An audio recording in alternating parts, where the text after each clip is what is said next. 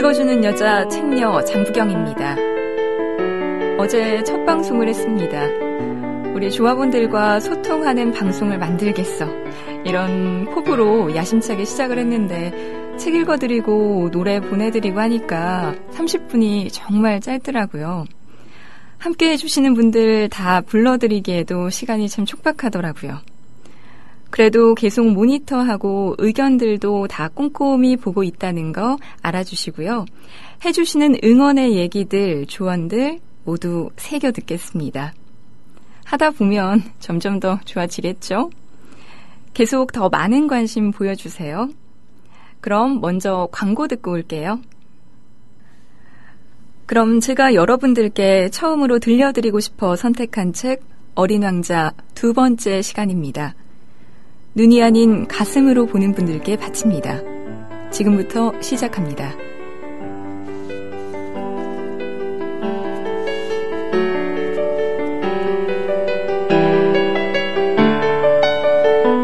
이렇게 해서 나는 두 번째 중요한 사실을 알게 됐다.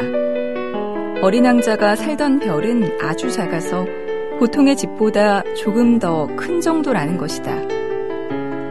그 사실을 알고도 나는 그다지 놀라지 않았다. 지구, 목성, 화성, 금성 등과 같이 이름을 붙여놓은 커다란 행성 외에도 수백 개나 되는 행성이 있고 그 중에는 망원경으로 보아도 발견할 수 없을 정도로 작은 별도 있다는 사실을 나는 알고 있었으니까. 그런 별을 발견한 천문학자는 그 별에 이름을 붙이지 않고 번호를 매긴다. 예를 들면 소행성 325라는 식으로 말이다. 나에게는 어린 왕자가 떠나온 별이 B612라는 소행성이라고 믿을 만한 충분한 이유가 있다. 이 별은 1909년에 딱 한 번 터키의 천문학자에 의해 망원경으로 관측됐다. 이 천문학자는 국제천문학회의에서 자신의 발견을 당당히 발표했다. 하지만 그때 그가 입고 있던 전통 의상 때문에 아무도 그를 믿지 않았다. 어른들이란 이런 사람들이다. 이윽고 터키의 독재자가 유럽풍 옷을 입지 않은 자는 사형에 처한다는 법률을 만들었는데 이는 소행성 B612의 명예를 위해서는 행운이었다. 1920년 이 천문학자는 세련된 양복을 입고 다시 발표를 했다. 이번에는 모두 그가 하는 말을 믿어주었다. 내가 소행성에 대해 이런 자세한 이야기를 하고 번호를 알려주는 것은 모두 어른들 탓이다. 어른들은 숫자를 좋아한다. 새로운 친구가 생겼다고 해도 어른들은 정작 중요한 것은 아무것도 묻지 않는다. 어떤 목소리를 내는 친구니? 어떤 놀이를 좋아하니? 나비를 수집하니? 등과 같은 것은 묻지 않는다. 어른들이 묻는 것은 그 아이는 몇 살이니? 라든가 형제는 몇 명이니? 몸무게는? 혹은 아버지 수입은 얼마니? 와 같은 것들 뿐이다. 어른들은 숫자를 아는 것만으로도 그 아이에 대해 완전히 알았다고 생각한다. 그렇기 때문에 장밋빛 벽돌로 돼 있고 창에는 제라늄 꽃이 있고 지붕에는 비둘기가 있는 멋진 집을 봤어요. 라고 아무리 설명해도 어른들은 그 집이 어떤 집인지 상상하지 못한다. 10만 프랑짜리 집을 봤어요. 라고 하면 그제야 정말 멋진 집이구나 하고 감탄하는 것이다. 이와 마찬가지로 어린 왕자가 실제로 존재했다는 증거는 그가 잘 웃고 매력적이고 양 한 마리를 갖고 싶어 했다는 것만으로도 충분해. 왜냐하면 누군가가 양을 원한다는 것은 그 누군가가 존재한다는 증거니까. 라고 말해도 어른들은 어깨를 으쓱하며 당신을 어린아이 취급할 것이다. 하지만 만약 어린 왕자는 소행성 B612에서 왔어 라고 하면 어른들은 납득할 것이고 더 이상은 묻지 않을 것이다. 어른들이란 그런 사람들이다. 그렇다고 해서 어른들을 다그쳐서는 안 된다. 어린이들은 어른들을 대할 때 관대해져야만 한다. 하지만 우리처럼 삶의 의미를 아는 사람들은 숫자 따위는 아무래도 좋다. 사실 나는 이 얘기를 옛날 이야기처럼 시작하고 싶었다. 이렇게 말이다. 아주 먼 옛날에 자기보다 조금 더 큰 행성에 살고 있는 어린 왕자가 있었어. 어린 왕자는 친구를 가지고 싶어서. 삶의 의미를 알고 있는 사람에게는 이런 말투가 훨씬 더 진짜처럼 들릴 것이다. 나는 여러분이 이 책을 대충 읽기를 원치 않는다. 내게 있어 이 기억들을 글로 써서 남기는 것은 너무나 괴롭고 슬픈 일이다. 내 친구가 양을 버리고 가버린 지 벌써 6년이 지났다. 이렇게 어린 왕자에 대한 글을 쓰는 것은 그를 잊지 않기 위해서다. 친구를 잊는다는 것은 쓸쓸한 일이다. 누구나 친구를 가지고 있는 것은 아니다. 만약 내가 어린 왕자를 잊게 된다면 나 역시 숫자에만 흥미를 가지는 그저 그런 어른이 돼버린 것이 분명하다. 나는 다시 한번 그림 도구와 연필을 구입했다. 6살 때 보아뱀을 그린 이후로 그림을 완전히 포기하고 있던 나에게 다시 한번 그림을 그린다는 것은 엄청난 일이었다. 나는 가능한 한 실물 그대로의 초상화를 그려볼 생각이다. 하지만 잘 그릴 수 있을지 어떨지 모르겠다. 한 장은 잘 그렸다가도 또 한 장에서는 전혀 닮지 않은 그림을 그려버리곤 한다. 어린 왕자의 키를 표현하는 것은 어렵다. 어떤 그림에서는 키가 너무 크고 또 어떤 그림에서는 너무 작다. 입고 있는 옷을 그릴 때도 망설이게 된다. 그래서 나는 더듬거리며 여러 가지 시도해보기로 했다. 어쩌면 아주 중요하고 자세한 부분에서 실수를 범할지도 모른다. 하지만 아무쪼록 관대하게 봐주기를 바란다. 어린 왕자는 자세한 얘기를 하나도 해주지 않았으니까. 분명 그는 나를 자신과 같은 동지라고 생각했을 것이다.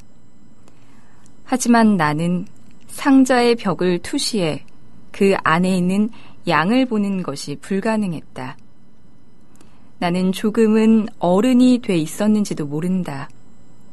나도 나이를 먹은 것이다.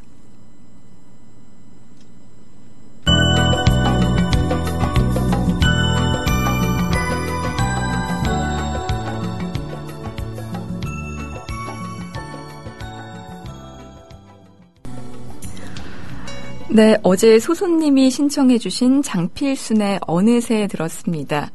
소소님, 의도한 것은 아니었는데 오늘 본문과 노래가 참 잘 어울려서 왠지 흐뭇하네요 남겨주셨는데요. 네, 저도 흐뭇합니다. 네, 그리고 지금 찐님, 문광님, 오늘과 내일, 러브2, 잉여, 바람이 되어, 멋진걸, 하모니, 활짝, 소소님까지 이렇게 여러분들이 함께 해주시고 계십니다. 그리고 이어서 다음 챕터로 넘어갈게요. 날이 갈수록 나는 어린 왕자의 별과 그곳을 떠나게 된 사정, 그리고 그의 여행에 대해 알게 됐다. 어린 왕자가 때때로 내뱉는 말을 통해 조금씩 사정을 유추할 수 있었던 것이다. 그렇게 3일째 되는 날, 나는 바오밥 나무를 둘러싼 소동에 대해 알게 됐다. 이것도 양 덕분이었다. 어린 왕자는 불현듯 걱정스런 얼굴로 내게 물었다. 양이 작은 나무도 먹을 수 있다는 게 정말이야? 정말이야. 아, 다행이다. 양이 작은 나무를 먹을 수 있다는 사실이 왜 그렇게 중요한지 나는 알 수가 없었다. 어린 왕자는 계속해서 말했다. 그렇다면 바오밥 나무도 먹을 수 있다는 거네?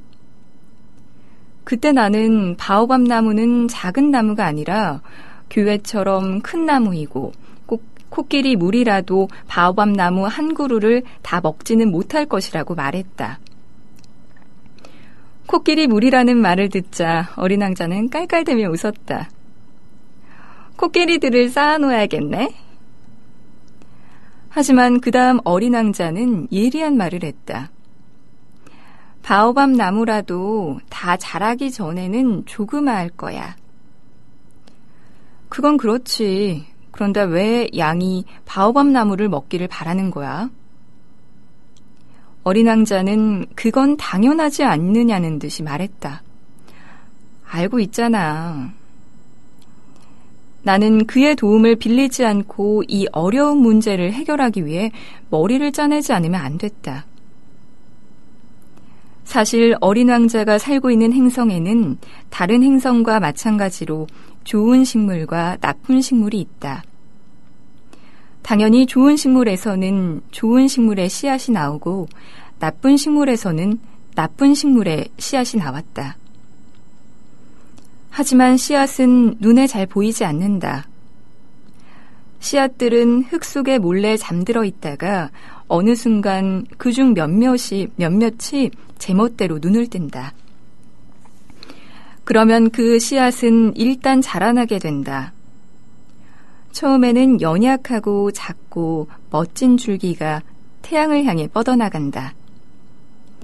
그것이 무나 장미의 줄기라면 자라나는 대로 내버려 두어도 괜찮다. 하지만 만약 나쁜 식물이라면 그 사실을 안 순간 바로 뽑아버리지 않으면 안 된다.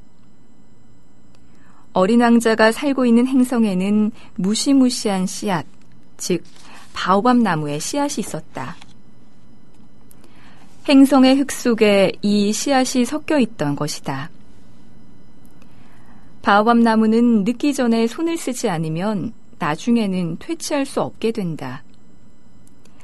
행성 전체로 퍼져나가 버리기 때문이다. 그 뿌리는 행성을 꿰뚫을 정도로 치명적이다. 작은 행성에 바오밥 나무가 너무 많으면 그 행성은 산산조각 나게 된다. 하루 일과를 정해놓으면 괜찮아. 나중에 어린 왕자가 내게 말했다. 아침에 얼굴을 씻고 옷을 갈아입고 난 후 바로 별 전체를 깨끗이 청소하는 거야. 아주 세밀히 신경을 써서 바오밥 나무를 전부 뽑아버리지 않으면 안 돼. 하지만 어릴 때는 장미와 바오밥 나무가 아주 비슷하게 생겼어. 그래서 그것을 구분할 수 있게 되었을 때 바로 뽑아버리는 거지. 좀 손이 가지만 그다지 어려운 일은 아니야. 그리고 어느 날 어린 왕자가 내게 지구에 살고 있는 어린이들도 잘 알 수 있도록 멋진 바오밥 나무 그림을 그려줘 라고 말했다.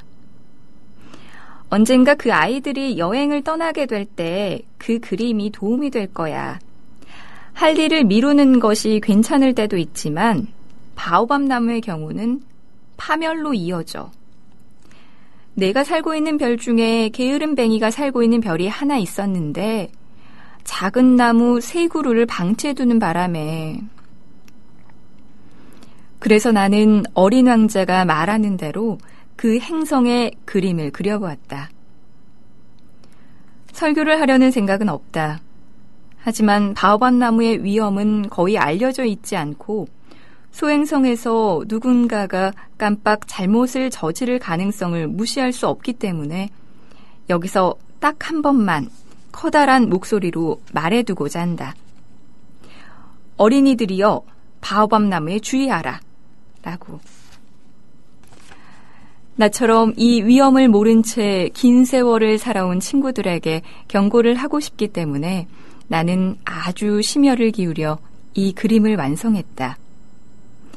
이 그림이 주는 교훈은 그만큼 수고할 만한 가치가 있는 것이라고 생각한다. 어쩌면 당신은 이렇게 물을지도 모르겠다. 왜 이 책의 다른 그림은 바오밥 나무 그림처럼 당당하지 못한 겁니까? 라고. 대답은 간단하다. 노력해봤지만 다른 그림들은 잘 그려지지 않았던 것이다.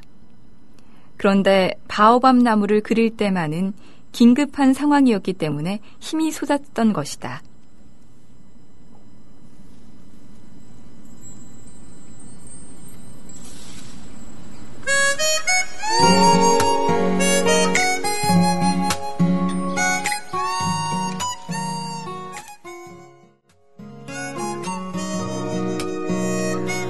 네, 허각 정은지의 이제 그만 싸우자 들으셨습니다. 오늘도 벌써 30분이 다 됐네요. 두 번째 시간 어떠셨는지 모르겠습니다. 함께 해주신 모든 분들 정말 감사합니다. 저에게는 정말 소중한 30분이었습니다. 내일도 의미 있는 30분 만들어봐요.